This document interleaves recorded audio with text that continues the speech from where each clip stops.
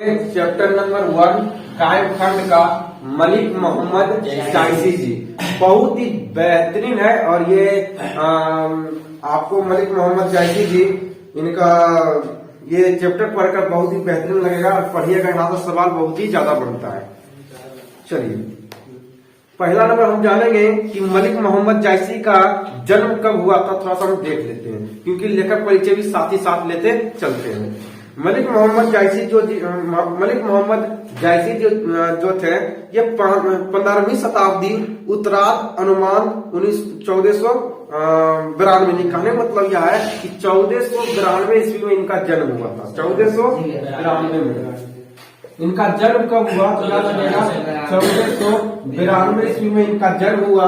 1492 ईस्वी में इनका जन्म हुआ और निर्धन इनका कब हुआ तो 1548 ईस्वी में इनका निर्धन हुआ। निर्धन कब हुआ 1548 ईस्वी में। 1548 ईस्वी में इनका निर्धन हो गया। अगला निवास स्थान इनका है, इनका निवास स्थान जहाँ पे ये रहा करते थे उस स्थान का नाम है जायस। क्या है? जायस कब्र अमेठी। जायस कब्र सॉरी जायस कब्र क्या है? जायस कब्र अमेठी। या तो इन्हीं के नाम पर है। क्या है? इन्हीं के नाम पर है जायस कब्र अमेठी। जायस कब्र अमेठी उत्तर प्रदेश में। कहाँ है ये? उत्तर प्रदेश।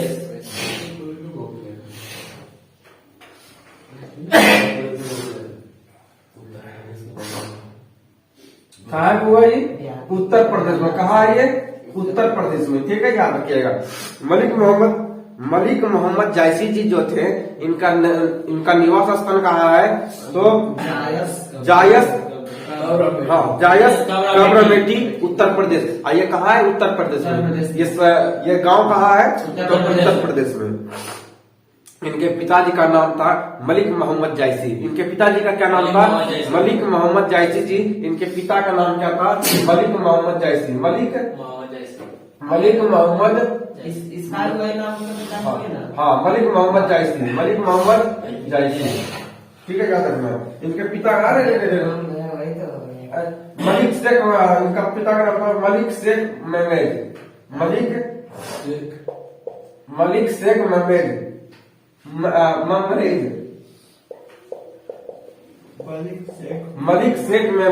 मलिक शेख मेमरेज।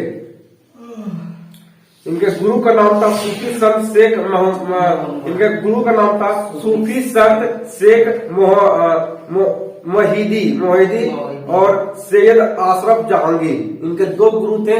दोनों गुरु का नाम याद रखिए, पूछा जाता है। पहले गुरु का नाम था सूफी संत शेख मोहिदी। ठीक है, सूफी संत शेख मोहिदी। ठीक है, याद हो जाएगा, याद रखिएगा। सूफी संत शेख मोहिदी। और इनके दूसरे गुरु का नाम था सैयद अशरफ जहांगीर। भैया हमें याद ना होता, सीधा याद रखिए जहांगीर। ठीक है, जहांगीर। आपको जहांगीर नहीं देगा, आपको ऑप्शन में जहांगीर नहीं मिल जाएगा। ठीक है, याद रखिएगा, ऑप्शन में जाएगा जहांगीर, लास्ट में जहांगीर लगा दीजिएगा। तो याद रखिएगा सैयद अशरफ जहांगीर। इनका पहला गुरु का नाम क्या था?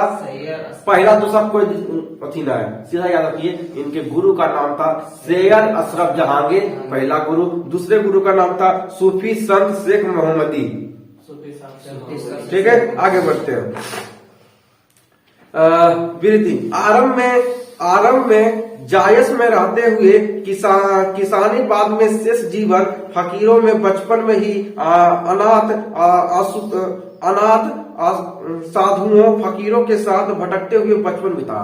कहने का तात्पर्य है कि इनका जो जीवन बीता था, मलिक मोहम्मद जायसी जी का जो जीवन बीता था, ये जो है इनके ये अनाथ थे, है ना।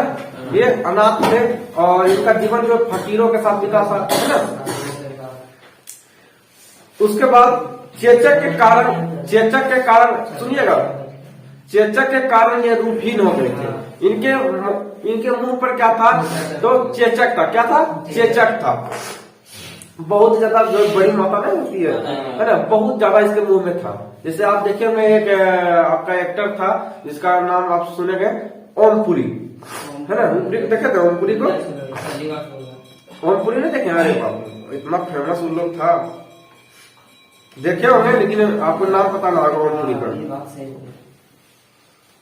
चेचक के कारण रूपहीन तथा बाई आंख और कान से वंचित थे। कहने मतलब यह है चेचक के कारण ये रूपहीन थे। चेचक था इसके कारण क्या था, ये रूपहीन था। मान लिया जाए कि आप ही के गाल पर अगर चेचक हो जाता है तो आप बेकार लगते देखने में लगते हैं, तो उसी प्रकार इनके मुंह पर जब चेचक था ना तो ये रूपहीन लगते थे देखने में, रूपहीन लगते थे देखने में, और रूपहीन लगते थे देखने में। और जो है बाई आंख है ना, बाई आंख जो था ये क्या था, तो बाई आंख इसका जो है बाई आंख और कान से वंचित था, यानी बाई आंख इसका खराब था और कान भी क्या था, कान से भी नहीं सुनता था।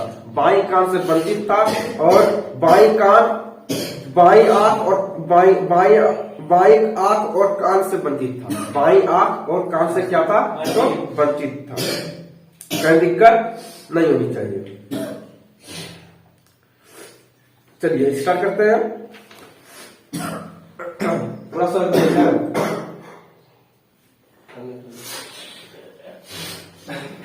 चलिए चैप्टर स्टार्ट करते हैं। कड़वक क्या है, कड़वक।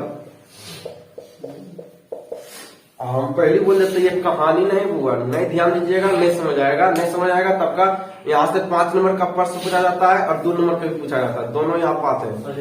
हाँ सब्जेक्टिव यहाँ से 5 नंबर का आएगा हर हाल में। हिंदी अनुवाद करने के लिए आता है, तो सुनिएगा, बेहतरीन से सुनिए तो ही आप हिंदी अनुवाद कर सकते हैं, अन्यथा आप हिंदी अनुवाद नहीं कर पाइएगा, 5 नंबर छोड़ के चल आइएगा। आप 5 नंबर पूछेगा तो यहाँ से जरूर पूछता है, ठीक है। 2 लाइन आपको दे दिया जाएगा, बोलेगा इसका हिंदी अनुवाद करेंगे। चलिए स्टार्ट करते। कड़वक। एक नैन कवि मोहम्मद गुनी, एक नैन कवि मोहम्मद गुनी, सोई बीमा जेही कवि सुनी।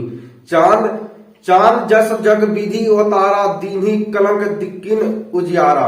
जग सूझा एक नैना, उबा सुख उस नक्थन माहा। जो लही अनबू डाब ना होई, तो लही सुगंध बसाई ना सोई। किन्हीं समुद्र पानी जो खारा, तो आतिर भय असुज अपारा। जो सुमरे तिलसुल विनाशा, भाल कंचन गिरी लगा आकाशा। जो लही घरी कलंक न पारा, कांच होई नहीं कंचन कारा। एक नैन जस दर्पण होते ही निर्मल भाव। सब रूपवंत गही मुख जोही कही चाहू। क्या समझ आया कुछ में? ही रामायण में पढ़ दिए तो समझ आया? नहीं समझ आया, इसलिए इसका आपको चैप्टर छोटा है लेकिन हार्ड वर्ड इसका दिया गया है ना। इसको समझने के लिए आपका पेशेंस चाहिए, समझिएगा, इधर से उधर में कीजिए, समझिए बैठ के। एक नैन कवि स्टार्ट हो गया। एक नैन कवि मोहम्मद गुनी, एक नैन कवि मोहम्मद गुनी, एक नैन, एक आंख रहते हुए भी, एक आंख रहते हुए भी मलिक मोहम्मद जैसी गुण से भरे हुए हैं। एक नैन कवि मोहम्मद गुनी, इनकी एक नैन रहते हुए भी, अभी आपको बताया कि मलिक मोहम्मद जैसी जी जो है, एक आंख इसको, उनका जो है एक ही आंख था, एक आंख क्या था, खराब था, तो एक आंख से वो क्या थे, बड़ा ही गुणी थे, बड़ा ही ज्ञानी थे। सोई बीमा जही कभी सुनी, है ना, जो सोई बीमोहा जेही कभी सुनी। जो हमारे इस जो भी हमारे इस कविताओं को सुनेगा उसका हृदय भर आएगा। जो ही कभी सुनी, जो भी इस कविताओं को कभी सुनेगा, जरूर है कि उनको हमारे बारे में जरूर याद आएगा, हमारे लिखे गए चीजों को वो जरूर दोहराएगा, तो उसे पता लगेगा कि एक आंख रहते हुए भी उस इंसान ने इतिहास रच दिया, उस इंसान ने झंडा गाड़ दिया इस फील्ड में, कभी तो जरूर मुझे याद करेगा। चांद जैस जग विधि अवतारा, चांद जैस जग विधि अवतारा, दिन्ही कलंक किन्हीं उजियारा। कहता है कि चांद जैसा, भगवान ने चांद जैसा को अवतार दिया, भगवान ने चांद जैसा को भी अवतार दिया, पर क्या पता उसमें भी कलंक देके चला गया, है ना। चांद जैसे चीजों को भगवान ने अवतार दिया, उतना खूबसूरत चीजों को जो कि हर लोग अपनी तुलना उससे किया जाता है ना, अपनी तुलना उससे किया जाता है। सुने होंगे कहता है कि चांद सन मुखड़ा तुहार, है ना, चांद सन मुखड़ा है तुहार। अब गाना भी बहुत सारा बन चुका है। तो अपनी तुलना अपनी पसंद अपने चेहरे की तुलना खुद की तुलना चांद से करता है, लेकिन उस चांद में भी तो दाग है। वो खूबसूरत तो है पर उसमें भी दाग है। तो वही मलिक मोहम्मद जैसी जी कहते हैं, अरे हम भी खूबसूरत नहीं है तो क्या हुआ, अरे हम एक आंख से अंधा है, अरे एक कान से बहरा है तो क्या हुआ, हमारे अंदर तो खून की कमी नहीं है। अरे हमारे अंदर क्या देखते हो, देखो चांद को देखो, वो हमसे भी खूबसूरत तो है लेकिन दाग तो है उसके अंदर। तो वो प्रकाश देते रहते हैं, हर किसी को उजियारा देते रहते हैं, फिर उनके अंदर तो भी दाग है। अरे हमारे अंदर दाग है, हमारे अंदर मलिक मोहम्मद जैसी जी कहते हैं जिसके अंदर गुण होता है उसके अंदर अवगुण भी होता है, और जिसके अंदर अवगुण होता है उसके अंदर गुण भी होता है। अगर सही है तो गलत भी होगा, अगर गलत शब्द नहीं होता तो सही शब्द भी नहीं होता है ना। अगर सही है तो ही गलत है, क्या गलत है तो ही सही है। तो वही यहाँ पे कहा गया है कि चांद जैसे खूबसूरत चीजों को भी भगवान ने अवतार करके यहाँ भेजा है, और फिर भी उस पर दाग है, फिर भी उसमें क्या है, दाग है। जग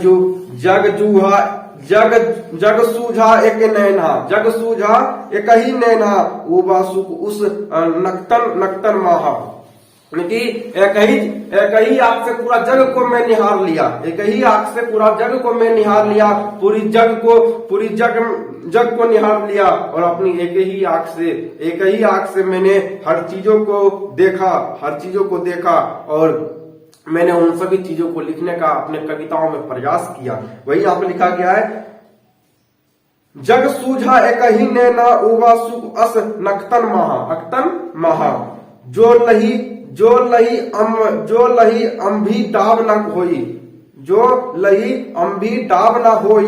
तो लही सुगंध बसाई ना सोई। ये कहते हैं कि जब तक जो लही अम्भी डाब ना हुई, जिस आम में डाब नहीं होता है, जिस आम में डाब नहीं होता, आप देखे होंगे जब आम होता है तो इस प्रकार के आम में क्या होता है, तो डाब होता है। डाब मतलब वो जो आप लोग करते हैं पिपैया बजाते हैं, लगा के जब पिपैया बजाते हैं तो क्या होता है, डाब होता है। क्या होता है ना, कहते हैं कोयलिया, है ना, तो कोयलिया कहते हैं। तो यही मलिक मोहम्मद जैसी जी कहते हैं कि डाब, जब तक आम में डाब नहीं होता है, जब तक आम में बीज नहीं होता है, तब तक वो आम सुगंध नहीं, उस आम में सुगंध नहीं आता। आप देखे होंगे जब आम में कोई कहता कि आम पकतो, है ना, कोयलिया हो गलो आम पकतो, है ना, आप जो है ये गुठली होगा, क्या होगा, गुठली होगा तब आम पकेगा, तब आम की सुगंध आता है। तो वही मलिक मोहम्मद जैसी जी कहते हैं कि उसने उतने खूबसूरत आम भी होता है, उतने खूबसूरत हर फल होता है, लेकिन उसमें भी तो दाग है, उसमें भी तो दाग है, उसके अंदर भी तो कलंक है कलंक की ना है, दाग आ गया उसमें कलंक आ गया, उसमें कलंक आ गया। आता कलंक नहीं आता है, कलंक आ ही जाता है। तो वही मलिक मोहम्मद जैसी जी कहते हैं, मलिक मोहम्मद जैसी जी कहते हैं कि जब तक किसी आम में जब तक डाब नहीं आता है तब तक वो सुगंधित नहीं होता है। तो यहाँ आम में तो आम भी तो खूबसूरत है, उसमें भी तो कलंकित है, उसमें भी तो कलंक आया है, उसमें भी तो कलंक आया है। मलिक मोहम्मद जैसी जी कहते हैं इस दुनिया में कोई भी चीज आपको देख लीजिए, अगर उसके अंदर आपको गुण दिख रहा है, उस इंसान के अंदर आपको गुण दिख रहा है, तो याद रखिएगा अगर गुण उसके अंदर 85% है तो जरूर अवगुण भी उसमें भरा हुआ है। जो जितना बच गया, जितना परसेंटेज बचा उसमें अवगुण भी होगा, है ना। ये कहने मतलब यह है कि गुण की संख्या बेसी होता है, अवगुण की संख्या तो ऐसा कम होता है, लेकिन होता है, लेकिन इंसान के अंदर होता है। आगे, किन्हीं समुद्र पानी जो खारा, तो अति भय असुझ अपारा। कहता है कि इतना बड़ा समुद्र है, पानी से भरपूर है, लेकिन क्या है, खारा है। क्या है, खारा है। क्या है, खारा है। इसके अंदर तो भी गुण है।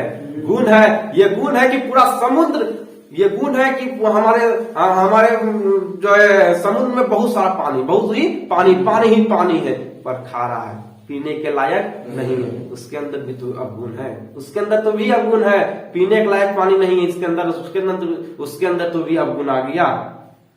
उसके अंदर देखिए ये एग्जाम्पल देने के समझा रहे हैं कि देखो कि अब तुम लोग हमारे ऊपर हंसते हो ना, तो लो हम बताते हैं, तुमको एग्जाम्पल देते हैं। इन लोग के ऊपर तो ये लोग के ऊपर भी तो गुण है, तो अवगुण भी है। तो हमारा एक आंख से बहरा, एक आंख से अंधा है, एक आंख से बहरा है, हमारे रूपहीन है, हम जो रूपहीन है तो क्या हो गया, हम रूपहीन है तो क्या हो गया है?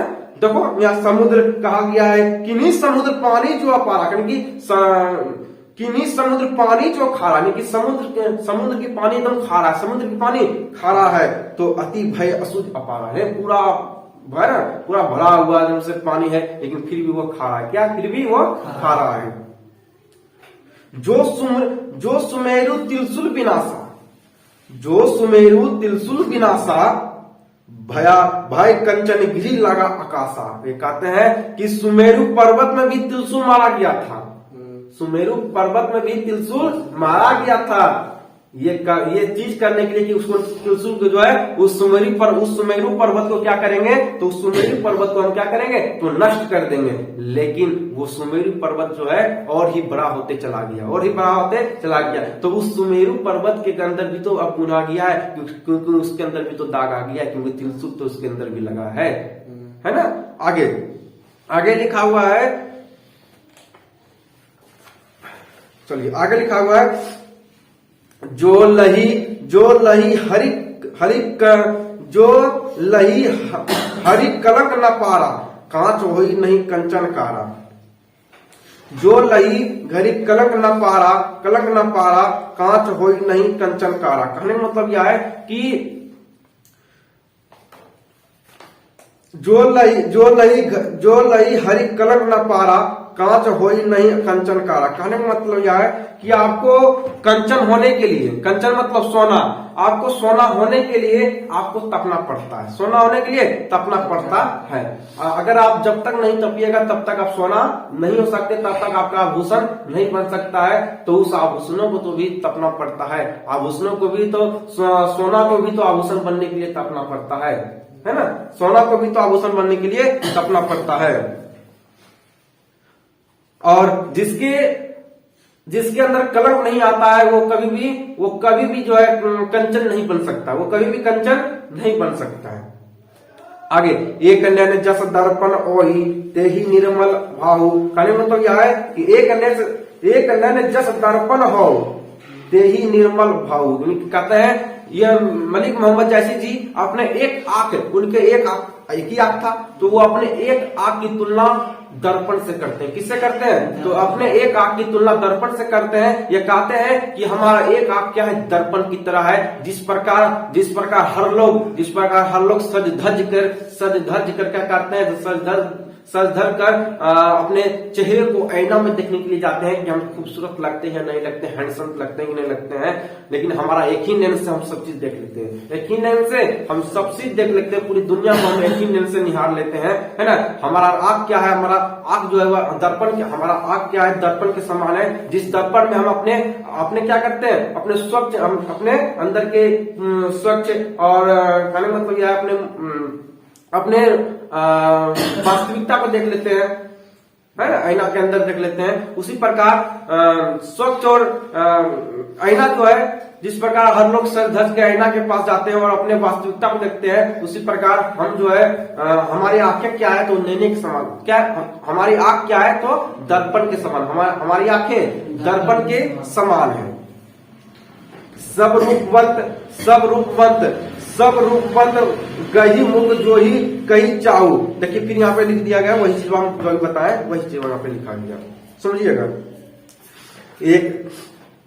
एक नैन जस दर्पण हो तेहु निर्मल भाव, सब रूपवंत गही मुख जो ही कही चाहू। कहने मतलब यह है, एक आंख हमारी जो एक आंख होती है वो हमारे दर्पण के समान है, हमारे दर्पण के समान है। और अगला पंक्ति लिखा गया है कि जिस प्रकार हर लोग अपने सज धज कर आईना के सामने जाता है, अपने चेहरे को देखने के लिए जाता है कि हम कैसा लगते हैं, देखने में नहीं लगते हैं, अपनी वास्तविकता को देखते हैं। उसी प्रकार हमारी आंख जो है वह आईना का समान है, दर्पण के समान है, दर्पण के समान है, दर्पण के समान है। और दर्पण के समान है जिसमें आप अपने निर्मल चेहरे को देखते हैं, अपना निर्मल चेहरे को देखते हैं, अपने वास्तविकता को देखते हैं। उसी प्रकार हम एक ही आंख से सारा चीज देख लेते हैं। आगे दूसरा लाइन क्या लिखा गया, अगला लिखा गया है, मोहम्मद यही कभी जोरी सुनावा, मोहम्मद यही कभी जोरी सुनावा, सुना जो प्रेम पीर गा पावा। मोहम्मद यही कभी जोरी सुनावा, है ना। कहने का मतलब यह है, लिखा गया है मोहम्मद यही कभी जोरी सुनावा,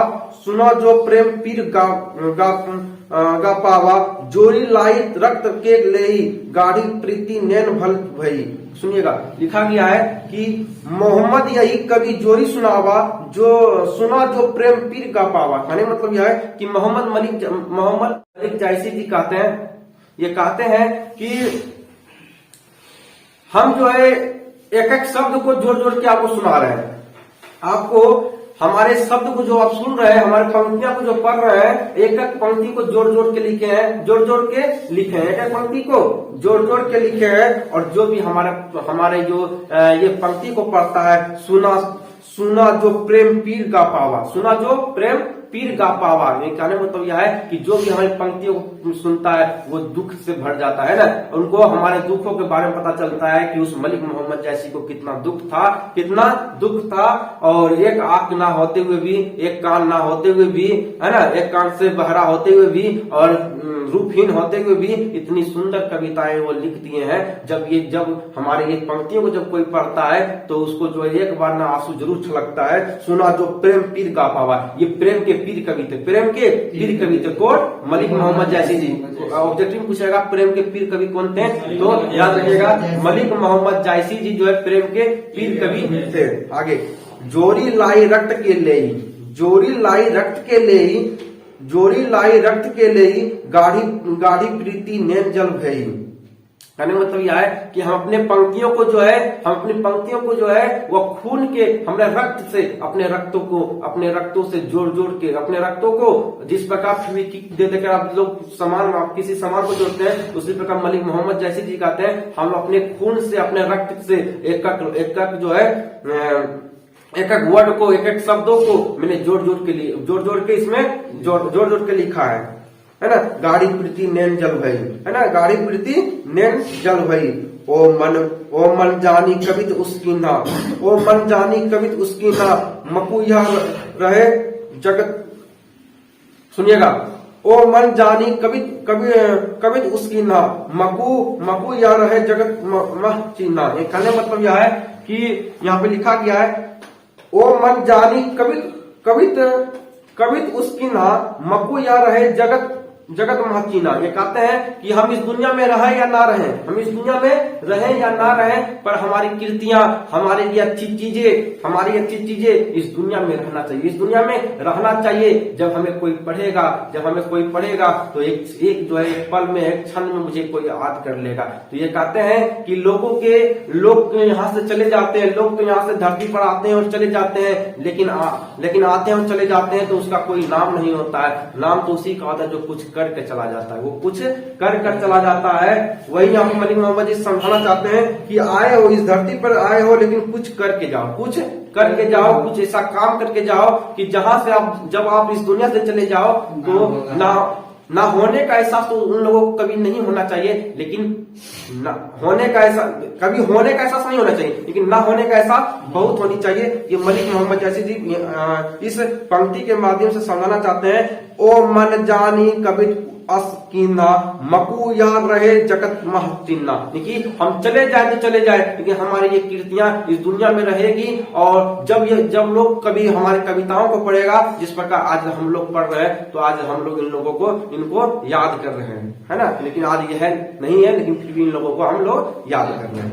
आगे, कहाँ सो रतन सेनी अस राजा, कहाँ ओ रतन सेनी अस राजा, कहाँ युवा असी बुद्धि उपराजा। ये कहते हैं कहाँ गया रतन सेनी राजा, कहाँ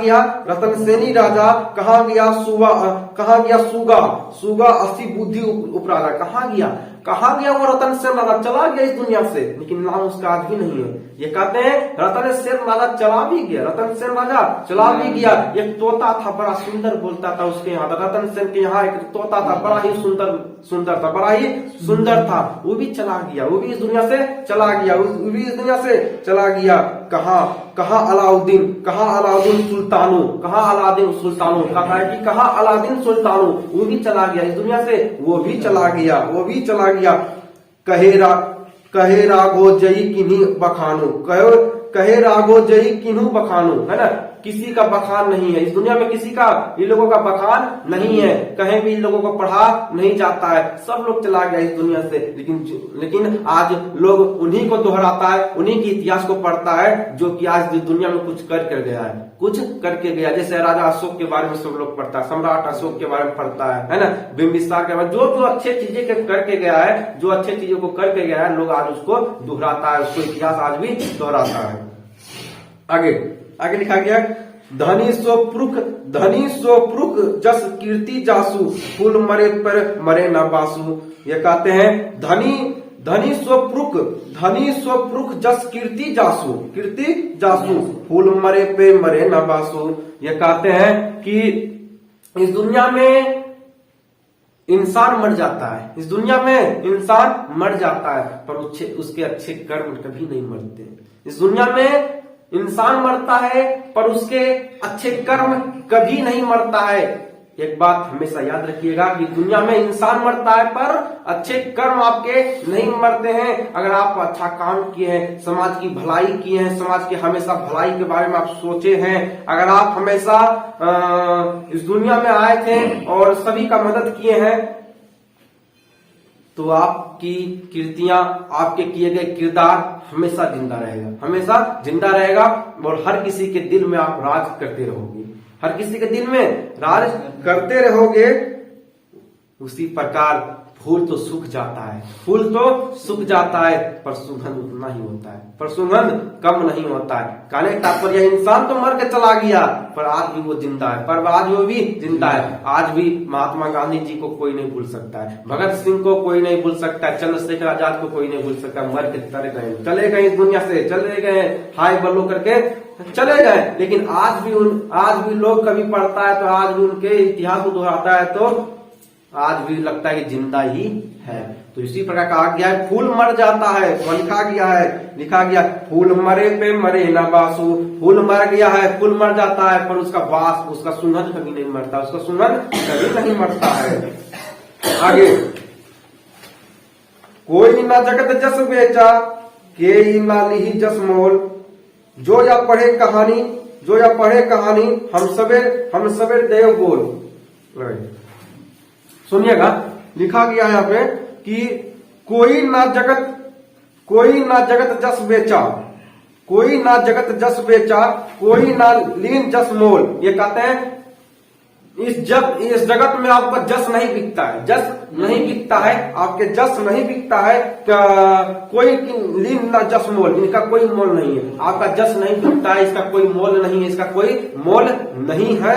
और जो या पढ़े कहानी हम सवेर धुई बोल, कहने मतलब ये कहते हैं जिस दिन हमारी इस कहानी को लोग पढ़ाएगा, जिस दिन हमारी कहानी को लोग पढ़ाएगा या पढ़ेगा, उस दिन हमें दो छंद में याद कर लेगा, है ना, 2 छंद में याद कर लेगा। ये था मलिक मोहम्मद जैसी जी का, है ना, कड़वक की कहानी, और आपका ये कविताएं समाप्त हो गई। चलिए मिलते हैं।